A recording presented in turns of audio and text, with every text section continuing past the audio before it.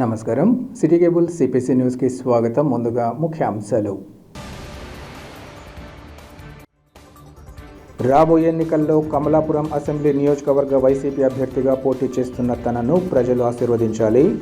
ఇంటింటి ప్రచారంలో ఎమ్మెల్యే రవీంద్రనాథ్ రెడ్డి వినతి.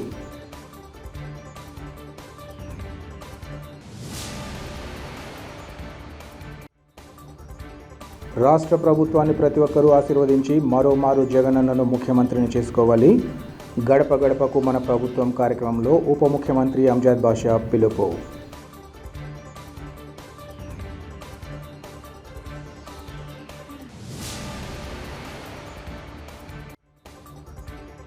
అందరి సలహాలతో పార్టీ అధినేత చంద్రబాబును కలిసి భవిష్యత్తు కార్యాచరణ నిర్ణయించుకుంటాం. ఆత్మీయ సమావేశంలో టీడీపీ అసమ్మతి నేతలు లక్ష్మిరెడ్డి, అమీర్ బాబులా వెల్లడి.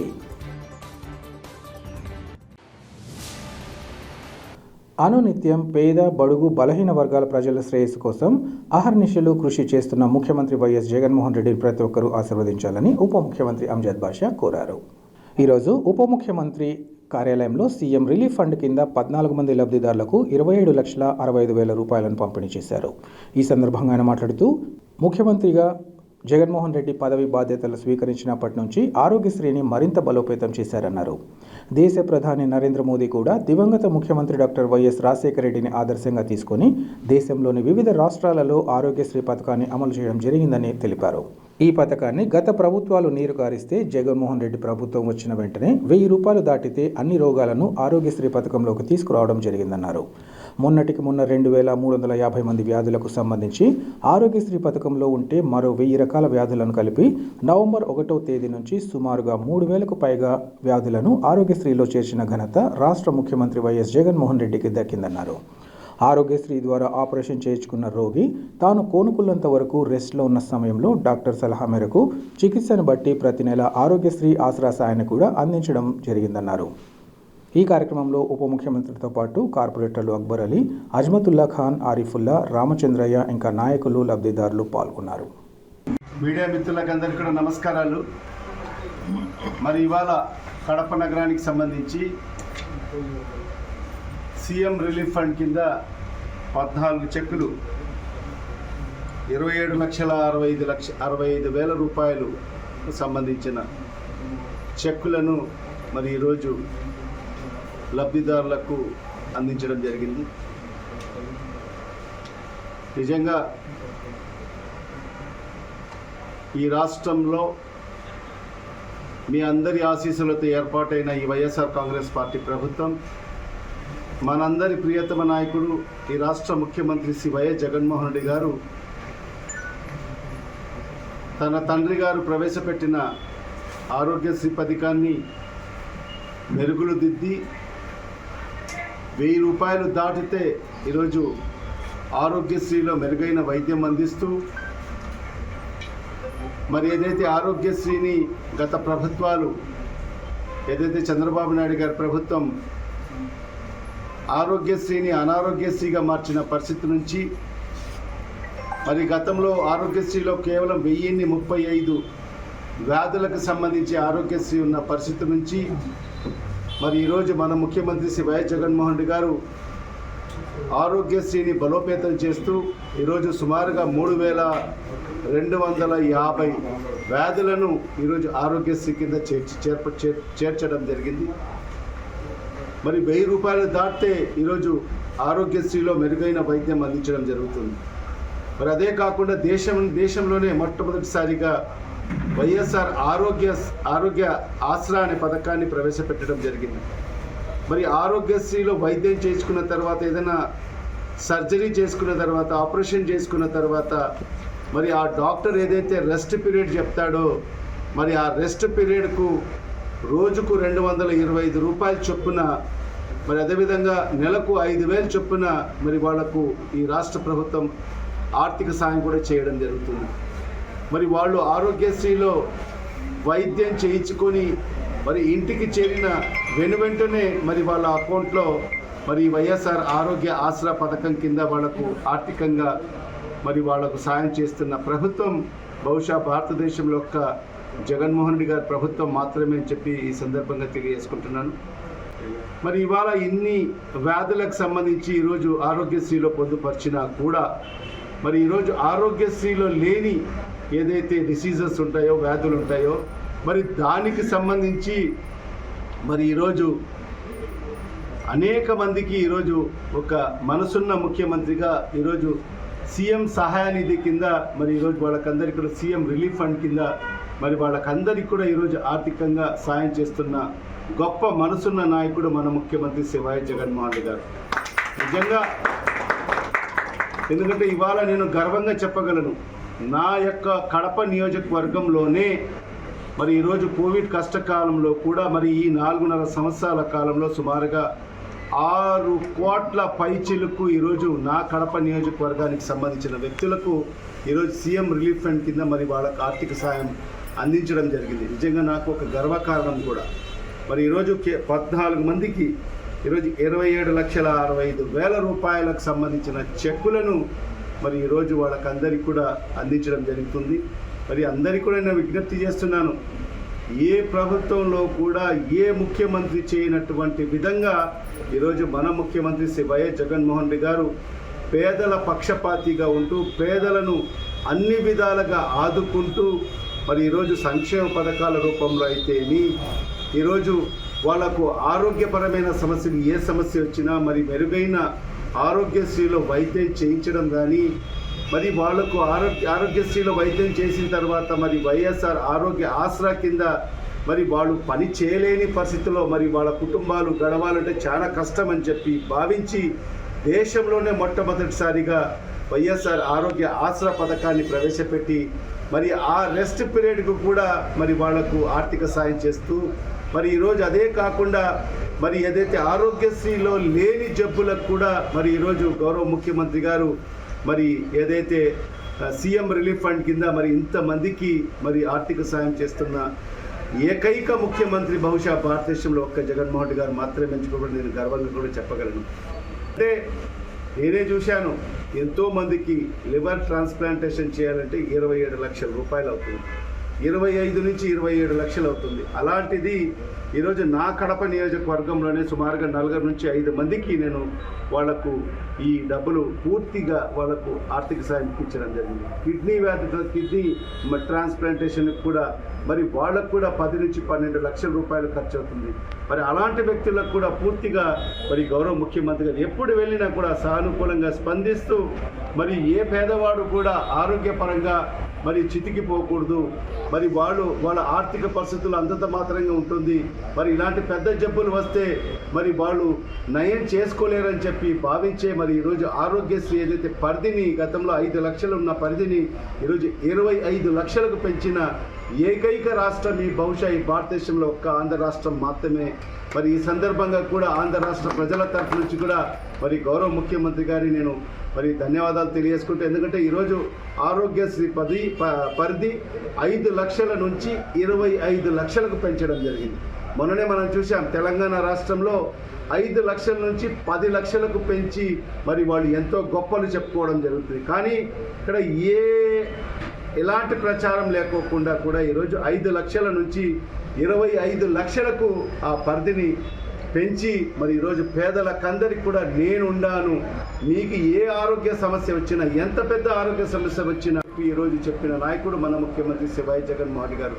మరి ఇలాంటి మనసున్న ముఖ్యమంత్రి గారికి, మనసున్న ఈ ప్రభుత్వానికి మీరందరూ కూడా అండగా ఉండాలని చెప్పి కూడా ఈ సందర్భంగా మీకు అందరికీ కూడా విజ్ఞప్తి చేసుకుంటూ, మరి ఎవరైతే చెక్కులు అందుకున్నారో మరి వాళ్ళకు కూడా నేను ఒకటే విజ్ఞప్తి చేస్తున్నాను. మరి ఈరోజు చూడండి, మీకు అందరికీ కూడా మనసున్న ముఖ్యమంత్రిగా ఈరోజు మీకు అందరికీ కూడా ఆర్థిక సాయం చేయడం జరిగింది. ఖచ్చితంగా రేపు జరగబోయే ఎన్నికల్లో కూడా మీరు, మీ కుటుంబాలు, మీ బంధుమిత్రులు, మీ స్నేహితులకు అందరికీ కూడా చెప్పి ఖచ్చితంగా జగన్మోహన్ రెడ్డి గారికి మరొక్కసారి ముఖ్యమంత్రి చేసుకోవాల్సిన బాధ్యత, అవసరం మనకు ఎంతైనా ఉందని చెప్పి కూడా ఈ సందర్భంగా తెలియజేసుకుంటూ, మరి ఈరోజు చెక్కులు అందుకున్న వాళ్ళకందరికీ కూడా మనస్ఫూర్తిగా నేను అభినందన తెలియజేసుకుంటూ సెలవు తీసుకుంటాను. తమ పార్టీ నాయకులు, కార్యకర్తలు, అభిమానుల సలహాలు తీసుకొని రాబోయే కాలంలో పార్టీ అధినేత చంద్రబాబును కలిసి భవిష్యత్తు కార్యాచరణ నిర్ణయించుకుంటామని టీడీపీ అసమ్మతి నేతలు లక్ష్మిరెడ్డి, అమీర్ బాబులు తెలిపారు. కడప నగరంలోని రహమతియా ఫంక్షన్ హాల్లో టీడీపీ అసమ్మతి వర్గ నేతలు అమీర్ బాబు, అలంఖాన్పల్లె లక్ష్మిరెడ్డి, దుర్గాప్రసాద్ ఆధ్వర్యంలో ఆత్మీయ సమావేశాన్ని నిర్వహించారు. ఈ సందర్భంగా ఆయా నేతలు మాట్లాడుతూ కడపలోని టీడీపీ నిజమైన నాయకులంతా సమావేశాన్ని ఏర్పాటు చేసుకోవడం జరిగిందన్నారు. కడప నగరంలో టీడీపీ జెండాను ఏ విధంగా ఎగురవేసి చంద్రబాబును ముఖ్యమంత్రిని చేసుకోగలము అనే అంశంపై కార్యాచరణపై చర్చించామన్నారు. పార్టీని ముందుకు తీసుకెళ్లేందుకు పార్టీ నాయకులు కార్యకర్తల సూచనలు స్వీకరించినట్లు వారు చెప్పారు. వారి సూచనలు సలహాల మేరకు పార్టీని భవిష్యత్తును ఎలా కాపాడుకోవాలన్న విషయంలో కొన్ని శక్తియుక్తులను భూస్థాపితం చేసి కడపలో పార్టీ జెండాను ఎగురవేసేందుకు అడుగులు వేస్తామని తెలిపారు. తమ కష్ట నష్టాలు కడపలో పార్టీ పరిస్థితిని చంద్రబాబుకు తెలియజేస్తామని ఈ సందర్భంగా వారు తెలిపారు. తమకు పార్టీ అధినేతపై నమ్మకం ఉందని వారు వివరించారు. భవిష్యత్తులో కార్యకర్తల అభిష్టం మేరకు ముందుకు సాగుతామని వారు వివరించారు. ఈ సమావేశంలో రాష్ట్ర క్రిస్టియన్ మైనార్టీ సెల్ ఉపాధ్యక్షుడు ఎంపీ సురేష్, అష్రఫ్ అలీ ఖాన్, మోతీన్ సాబ్, మీనాక్షి, రామాంజనేయులు రెడ్డి, బుఖారీ తదితరులు పాల్గొన్నారు. నగరంలో తెలుగుదేశం పార్టీ నిజమైన కార్యకర్తలంతా కూడా ఒక సమావేశాన్ని ఏర్పాటు చేసుకుని తెలుగుదేశం పార్టీ ఈ కడప నగరంలో తెలుగుదేశం పార్టీ జెండాను ఏ విధంగా మనం కష్టపడితే ఎగరేయగలమో, మా చంద్రబాబు నాయుడు గారిని ముఖ్యమంత్రి చేసుకోగలమో, మా నారా లోకేష్ గారి నాయకత్వాన్ని ముందుకు తీసుకోగలమో అనేటటువంటి కార్యాచరణ దాని మీద ఈరోజు అమీర్ బాబు, నేను, దుర్గా ప్రసాద్ గారి నాయకత్వంలో ఇక్కడ ఒక పెద్ద ఆత్మీయ సమావేశాన్ని ఏర్పాటు చేయడం జరిగింది. ఈ ఆత్మీయ సమావేశంలో పార్టీ కార్యకర్తల యొక్క కష్టాలు, ఆవేదన, వాళ్ళ సూచనలు, సలహాలు కూడా మేము అన్నీ తీసుకొని ఈ పార్టీని ఏ విధంగా ముందుకు తీసుకుపోవాలనే దాని మీద, ఈ పార్టీలో ఏ విధంగా మనం అడుగులు వేస్తే ముందుకు పోతాం, మీరు సూచనలు, సలహాలు ఇవ్వని అని మా కార్యకర్తలకు చెప్పడం జరిగింది. వాళ్ళ సూచనలు, సలహాల మేరకు మేము భవిష్యత్తులో ఈ పార్టీని ఏ విధంగా కడపలో కాపాడుకోవాలనో ఆ కాపాడుకునే ప్రయత్నంలో కొన్ని స్వార్థ శక్తుల యొక్క యుక్తులన్నిటిని కూడా భూస్థాపితం చేసి నిజమైన తెలుగుదేశం పార్టీని ఇక్కడ జెండాను పాతేదానికి అడుగులేస్తాం, సాధిస్తాం, ముందుకు తీసుకుపోతామని సవినీయంగా విజ్ఞప్తి చేస్తున్నాం. అదే ఈరోజు మా కార్యకర్తలు, నాయకులు వారి యొక్క సలహాలు, సూచనలు తీసుకొని రాబోయే రోజుల్లో అందరం కూడా చంద్రబాబు నాయుడుతో కలుస్తాము. వారి యొక్క కష్టాలు, నష్టాలు అన్నీ కూడా మేము చెప్పుకుంటాము అని చెప్పి వీళ్ళంతా కూడా చెప్పడం జరిగింది. చూద్దాము, మాకు చంద్రబాబు నాయుడు గారి పైన నమ్మకం ఉండాలి. ఎందుకంటే ఈరోజు గత 4.5 సంవత్సరాల కాలం నుంచి కష్టకాలంలో ఎవరు కూడా ముందుకు రాలే. రోడ్లపైన, పోలీసుల యొక్క లాఠీలపైన అరెస్టులు, కేసులు అన్నీ బనాయించుకొని ఈరోజు మొత్తం నాయకులు, కార్యకర్తలందరూ కూడా చాలా కష్టపడినారు. ఈరోజు ఎక్కడో మీరు తీసుకొచ్చి మా పైన రుద్దగాకని చెప్పి అందరూ కూడా కార్యకర్తలు అందరూ కూడా వారి మనోభిష్టం మేరకు నిర్ణయం తీసుకుంటారని చెప్పి నాకు పూర్తి నమ్మకం ఉండాలి. చూద్దాము, తప్పకుండా ఆయన సరి అయిన నిర్ణయం తీసుకొని ప్రజల కడప నియోజకవర్గం యొక్క మనోభావాలను గుర్తిస్తారని చెప్పి నేను భావిస్తున్నాను. అది ఇంతవరకు ఆయన మాకు చెప్పలేదు. చెప్తే దాన్ని మా కార్యకర్తల వాళ్ళ అభిష్టం మేరకు నడుచుకుంటాము. దాని ప్రకారము తొందరలోనే మీకు ఒక నిర్ణయం కూడా తెలుపుతాము. ఏమైనా కూడా మా నాయకులు, కార్యకర్తల వారి అభిష్టం మేరకే మేము ముందుకు సాగుతాము. మీరు సరిగా అందరినీ కలుపుకొని పోకుండా ఉంటే మళ్ళా మీకు వెనక్కి తీసుకుంటామని చెప్పి కూడా ఆయన ఒక మాట చెప్పడం జరిగింది. మేము దాంట్లో దృష్టిలో ఉంచుకొని చంద్రబాబు నాయుడు గారు మళ్ళా తన నిర్ణయాన్ని మార్చుకుంటారని చెప్పి మాకు నమ్మకం ఉండాలి. రాబోయే ఎన్నికల్లో కమలాపురం అసెంబ్లీ నియోజకవర్గ వైసీపీ అభ్యర్థిగా పోటీ చేస్తున్న తనను మరోమారు దీవించాలని ఎమ్మెల్యే రవీంద్రనాథ్ రెడ్డి కోరారు. కమలాపురం నియోజకవర్గం వీరపనాయనపల్లె మండలం మోయిళ్ల చెరువులోని గుడిలో ఎమ్మెల్యే రవీంద్రనాథ్ రెడ్డి ప్రత్యేక పూజలు నిర్వహించి ఎన్నికల ప్రచారాన్ని ప్రారంభించారు. అంతకుముందు ఎమ్మెల్యే స్థానిక నాయకులు, ప్రజలు ఘన స్వాగతం పలికారు. అనంతరం ఎమ్మెల్యే ఇంటింటికి తిరిగి ప్రజలను కలుసుకుని జగనన్న ఇచ్చిన సంక్షేమ పథకాలను వివరించారు. అన్ని వర్గాల ప్రజలకు సంక్షేమ ఫలాలు అందడంతో పాటు కమలాపురం నియోజకవర్గ అభివృద్ధికి అనేక చర్యలు చేపట్టామని అన్నారు. నియోజకవర్గ అభివృద్ధికి ముఖ్యమంత్రి వైఎస్ జగన్మోహన్ రెడ్డి వేల కోట్ల రూపాయల నిధులు మంజూరు చేశారని తెలిపారు. సచివాలయ వ్యవస్థ ద్వారా ప్రభుత్వ సంక్షేమ పథకాలను ప్రజల ముంగిటికే చేర్చిన ఘనత జగనన్నకే దక్కిందన్నారు.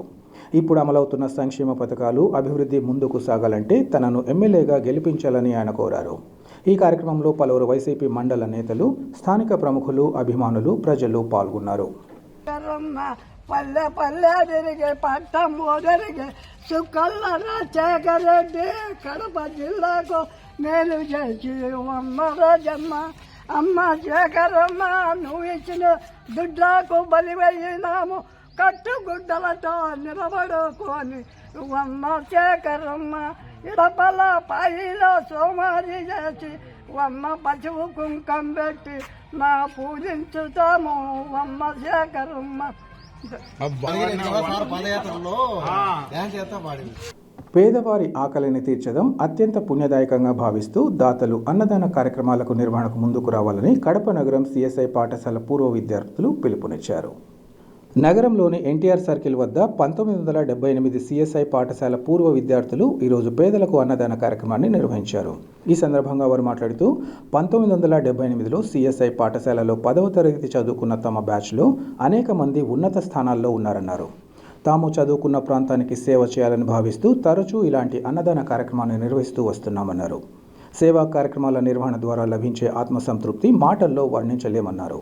భవిష్యత్తులో ఇలాంటి సేవా కార్యక్రమాలను మరింత పెద్ద ఎత్తున నిర్వహిస్తామని వారు తెలిపారు. ఈ కార్యక్రమంలో పూర్వ విద్యార్థులు రఫీక్, విజయ్ కుమార్, అబ్దుల్, తోట సుధాకర్, కిరణ్, సత్యరాజ్, శ్రీనివాసులు, మంజుల పాల్గొన్నారు. అస్సలాము అలైకుం, అందరికీ నమస్కారములు. ఈరోజు కడప ఎన్టీఆర్ సర్కిల్ కాడ 78 బ్యాచ్ సిఎస్ఐ స్కూల్ పూర్వ విద్యార్థులు అన్నదాన కార్యక్రమం ఇక్కడ నిర్వహించడం జరిగింది. ఇది ఆల్రెడీ జరుగుతూ ఉంది.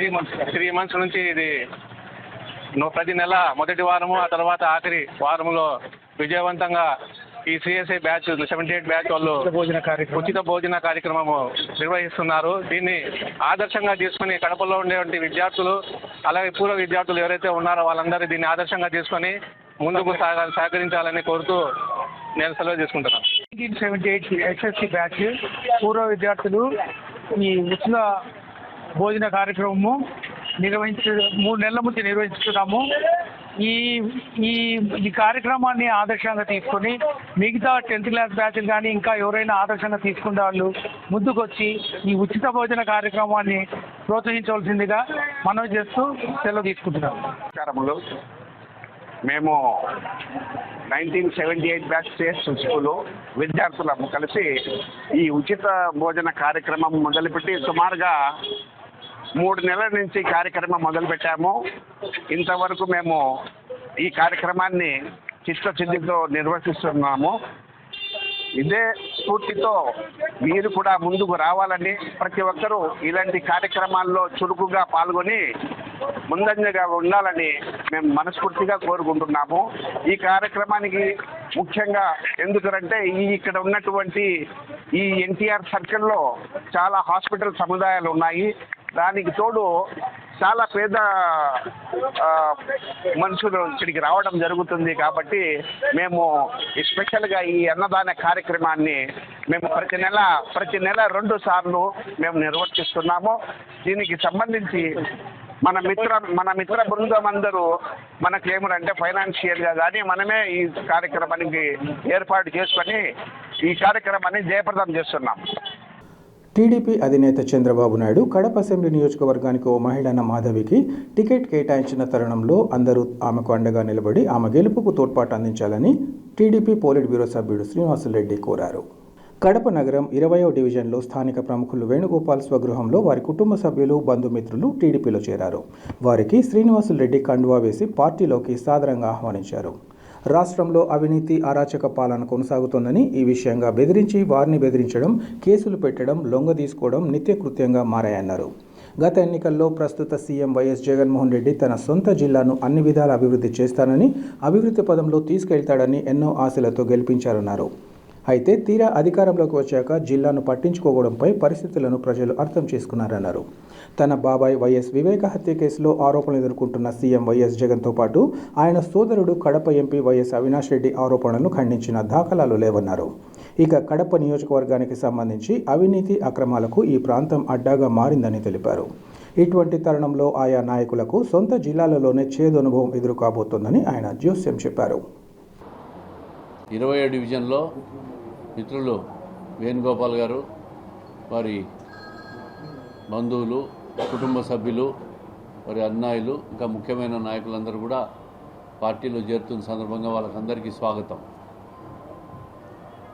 ఈరోజు తెలుగుదేశం పార్టీ అధినేత చంద్రబాబు నాయుడు గారు కడపన అసెంబ్లీ నియోజకవర్గానికి శ్రీమతి మాధవి గారికి మహిళకు అవకాశం ఇచ్చారు. దానికి వీరంతా కూడా మద్దతుగా తెలియజేసుకున్నందుకు వారికి కూడా ప్రత్యేకంగా ధన్యవాదాలు తెలియజేస్తూ ఉన్నాం అందరికీ. ఈరోజు రాష్ట్రంలో కానీ కడప నగరంలో కానీ ఒక అరాచక రాక్షస పాలన జరుగుతూ ఉంది, అవినీతి పాలన జరుగుతూ ఉంది. దాన్ని ప్రశ్నించే వాడి మీద కేసులు పెట్టడం, భయపడించాలని చూడడం, బెదిరించడం, లొంగ తీసుకోవడం, ఎన్నికల్లో డబ్బు లొంగ తీసుకోవడం, పోలీసులను అడ్డు పెట్టుకొని ఎన్నికల్లో లబ్ధి పొందాలని చూస్తూ ఉన్నారు. మంత్రి గారు కడప జిల్లా సొంత జిల్లాకు ఆయన ఏదో చేస్తాడు, అభివృద్ధి చేస్తాడు, అన్ని కార్యక్రమాలు చేస్తాడు, స్టీల్ ప్లాంట్ తెస్తాడు, ఇంకా పెద్ద పెద్ద ఎన్ని తెస్తాడు, ఎన్నో ఆశలు పెట్టుకొని 2019లో మూకుమ్మడిగా ఓట్లేసినారు. ఈ 5 సంవత్సరాలు చూసిన తర్వాత ఆయన రాజశేఖర రెడ్డి గారి కుమారుడు కాదు, రాజశేఖర రెడ్డి గారి జిల్లాకు చేసిందంటే 5% కూడా ఈయన చేయలేదు. ఆ బుద్ధులు లేవు, ఈయనకు ఆయన వేరనే విషయాన్ని ప్రజలు గ్రహించేసినారు. ఎట్టి పరిస్థితుల్లో మళ్ళీ జగన్మోహన్ రెడ్డి గారికి ఓటేసేదానికి సిద్ధంగా లేరు. సొంత బాబాయ్ హత్య కేసును చూస్తూ ఉన్నాం 5 సంవత్సరాల నుంచి. ఇంతవరకు ముఖ్యమంత్రి గారు కానీ, ఆయన సోదరుడు ఎంపీ అవినాష్ రెడ్డి గారు కానీ వారి మీద వచ్చిన ఆరోపణలకు ఒక్కరోజు కూడా మాకు ఈ విషయంలో ఈ కేసుతో సంబంధం లేదని ఖండించిన దాఖలాలు లేవంటే ప్రజలు ఏమనుకోవాలి, ఏమని నమ్మాలా? ఎవరు తప్పు చేశారని 5 సంవత్సరాల నుంచి మీ చిన్నాన్న కేసునే నువ్వు ఛేదించుకోలేకపోయినావంటే అది నీ వైఫల్యం కాదని అడుగుతూ ఉండా. ఈరోజు మీ సొంత చెల్లెలు సునీత గారు నీకు ఓటేయొద్దు, మా తండ్రిని చంపిన వాళ్లకు శిక్ష పడాలా, నేను న్యాయం కోసం తిరుగుతున్నానని 4 సంవత్సరాల నుంచి తిరుగుతూ ఉంది. చివరకు మీ దగ్గర న్యాయం జరగదని నీ సొంత చెల్లెలే మా ముఖ్యమంత్రి మా అన్నకు ఓటేయొద్దు, వైఎస్ఆర్ కాంగ్రెస్ పార్టీకి ఓటేయొద్దు అని చెప్తా ఉందంటే ఇంకా పరిపాలన ఎట్టుపోతూ ఉంది జగన్మోహన్ రెడ్డి గారి పరిపాలన. ప్రజలందరూ అర్థం చేసుకోవాలా, గ్రహించాలా. ఇటువంటి అరాచక పరిపాలన, అవినీతి పరిపాలనకు చమరగీతం పాడాల్సిన రోజు దగ్గరకు వచ్చినాయి. కడప నగర విషయానికి వస్తే ఈ శాసనసభ్యుడు అంజద్ బాషా గారు 2 సార్లు ఎమ్మెల్యే అయినాడు. ఏం చేసావా నువ్వు అంటే, అవినీతి చేశాం, భూ కబ్జాలు చేసినాం, రౌడీజాన్ని పెంపొందించినాం, కడపలో సామాన్యుడి ఆస్తులు దోచుకుంటా ఉంటే నేను మద్దతు తెలుపుతాడా అని సందేశం ఇస్తూ ఉండవు. గంజాయి ఏర్లై పారుతూ ఉంటే నీ మనుషులందరూ గంజాయి పాత బస్తీలు అమ్ముతూ ఉంటే నువ్వు వాళ్ళకందరికీ మద్దతు తెలుపుతూ ఉండవు. ఈ 5 సంవత్సరాలు నిన్ను ఎమ్మెల్యేగా చేసి నీకు మంత్రిగా చేసిన దానికి కడప నగరానికి చేసిన సేవ ఏంటంటే ఇది. అందుకే ఇటువంటి అవినీతి చక్రవర్తులను ప్రజలు తరిమి కొట్టాలనే రోజులు దగ్గరకు వచ్చినాయి. రేపు ఓటు అనే ఆయుధంతో ఈ ఎమ్మెల్యేకి కానీ ఈ ముఖ్యమంత్రి గారికి కానీ సొంత జిల్లాలోనే ఒక చేదు అనుభవం ఎదురు కాబోతూ ఉంది. మెజారిటీ స్థానాల్లో తెలుగుదేశం పార్టీ గెలవబోతూ ఉంది. చంద్రబాబు నాయుడు గారి పరిపాలనను, ఒక స్వచ్ఛ పరిపాలనను రాష్ట్రంలో ఉన్న ప్రజలు కానీ కడప జిల్లా ప్రజలు కానీ కోరుకుంటున్న రోజులు దగ్గరలో ఉన్నాయని చెప్పి అందరికీ కూడా ఒకసారి జిల్లా ప్రజలకు అందరికీ కూడా విజ్ఞప్తి చేస్తూ తెలుగుదేశం పార్టీ సైకిల్ గుర్తుకు రాబోయే రోజులు ఎన్నికల్లో ఓటేయాలని విజ్ఞప్తి చేస్తాం. ప్రజా సంక్షేమమే ధ్యేయంగా ముందుకు సాగుతున్న జగనన్న ప్రభుత్వాన్ని ప్రతి ఒక్కరూ ఆశీర్వదించి మరోమారు జగనన్న ముఖ్యమంత్రి చేసుకోవాలని ఉప ముఖ్యమంత్రి అంజద్ బాషా పిలుపునిచ్చారు. కడప నగరం 49వ డివిజన్ అలంఖాన్పల్లె ప్రాంతంలో ఉప ముఖ్యమంత్రి గడప గడపకు మన ప్రభుత్వం కార్యక్రమాన్ని నిర్వహించారు.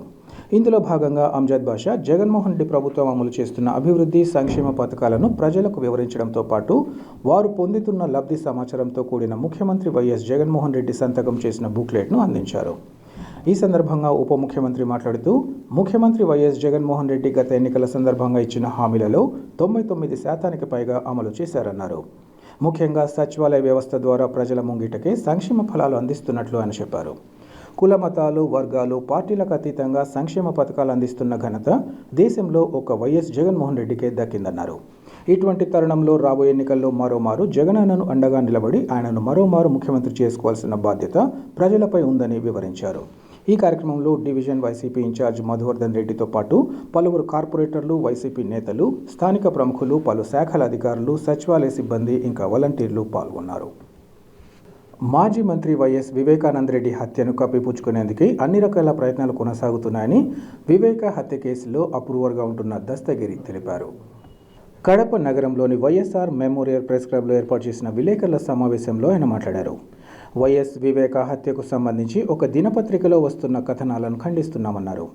తాను గొడ్డలి పట్టుకున్న ఫోటో ప్రచురించడం కాదని, తనతో ఎవరు పట్టించారో వారు గొడ్డలితో ఉన్న ఫోటో పెట్టాలన్నారు.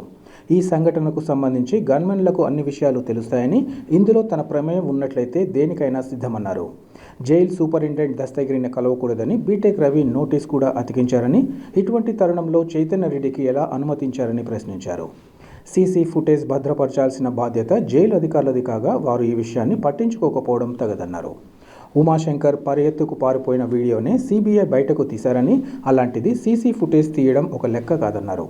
మ్యాజిస్ట్రేట్కు చెబితే ఎన్నో సమస్యలు ఎదుర్కోవాల్సి వస్తుందని, తన భర్తను జైల్లో చంపేస్తామని నా భార్యను బెదిరించారని, ఎంపీ టికెట్ వివాదమే వివేక హత్యకు దారితీయగా జైలు అధికారులు తన భార్య మానసిక పరిస్థితికి బాగాలేదని లేఖ రాయమంటూ సూచించగా తాను తిరస్కరించానన్నారు. దీంతో ములాఖతులు ఇవ్వమని చెప్పారన్నారు. పిఏ కృష్ణారెడ్డి అమ్ముడు పోయారని, సిబిఐ న్యాయస్థానాలను ప్రభావితం చేసే అధికారం ఉండేది వాళ్లకేనని తెలిపారు. శిక్ష పడేది తనకేనని తెలుసునని, చేసిన తప్పుకు పశ్చాత్తాపపడ్డానని, అందుకే అప్రూవర్గా మారానని దస్తగిరి వివరించారు. అంటే అనుమానితుడిగా ఉన్న బీటెక్ రవి గారినే కలవద్దు, మాట్లాడకూడదు మీరు అని చెప్పినప్పుడు, దేవిరెడ్డి శివశంకర్ రెడ్డి గారి కుమారుడిని చైతన్య రెడ్డి గారిని ఎట్లా అలౌ చేస్తారు లోపలికి?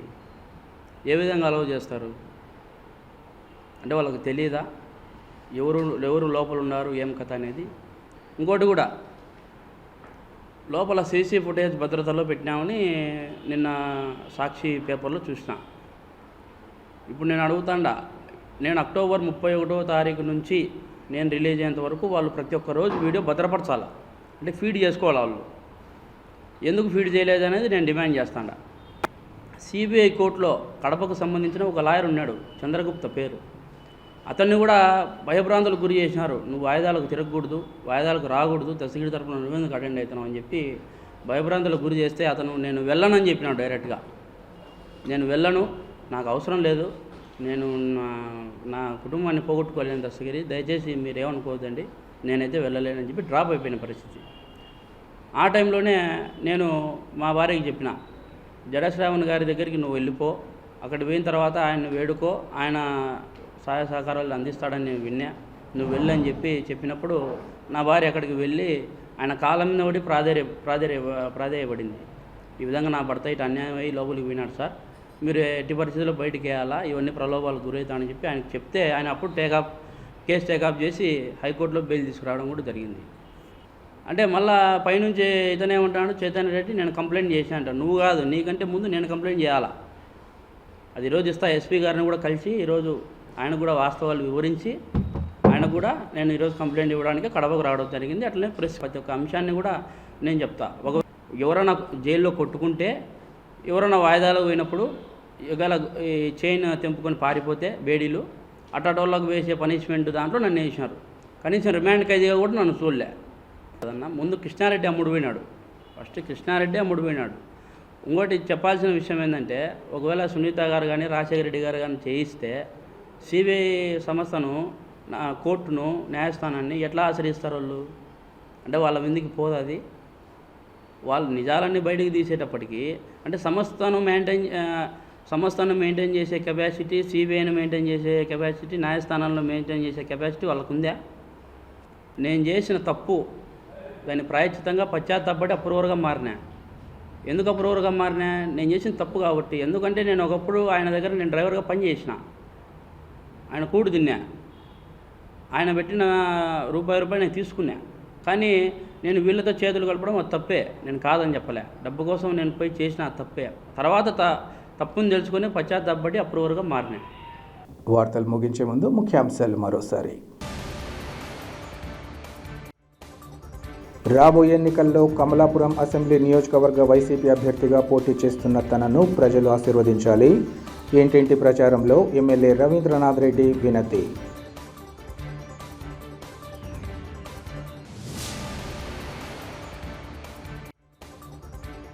రాష్ట్ర ప్రభుత్వాన్ని ప్రతి ఒక్కరూ ఆశీర్వదించి మరోమారు జగనన్నను ముఖ్యమంత్రిని చేసుకోవాలి. గడప గడపకు మన ప్రభుత్వం కార్యక్రమంలో ఉప ముఖ్యమంత్రి అంజద్ బాషా పిలుపు.